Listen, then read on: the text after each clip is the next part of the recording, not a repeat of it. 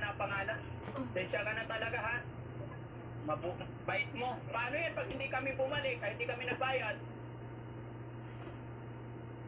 Ay, ikaw na lang magbabayad. Patay tayo dyan. Hindi, ha? Hindi. Pagdating sa bahay, i-send namin. Pagdating sa mali, nagkataon lang talaga na wala kami pera.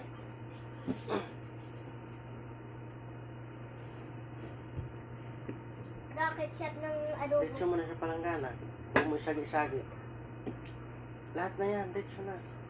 Baka masagi na naman sa kortina, ha? Saan mo to? Sige.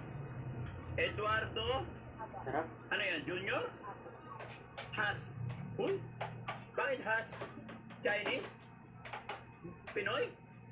2, 4, 6, 8. Magkano pala yan lahat?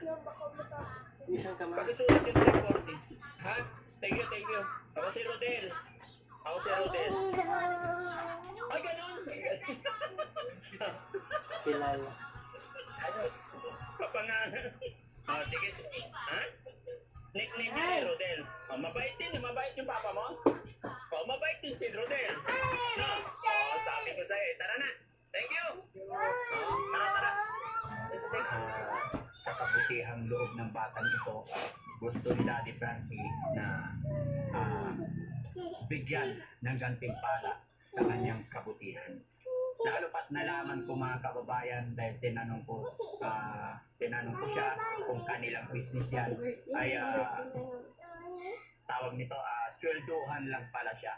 Nag-aaral siya at tuwing Saturday, Sunday lang siya nagtitinda para may pambaon daw siya sa kanyang school. Ayan. At depende rin yung kanyang kikitain, depende sa kanyang benta. So imagine mga kababayan, what if yung taong nagpanggap na kagaya ko is hindi na bumalik, no? Pero sabi niya, bahala na daw, no? So, babalikan natin mga kababayan para mabigyan ng kaunting gantimpala si Alaysa. Lalo na sa mga batang kagaya niya na mabait sa kapwa, matulungan. Okay?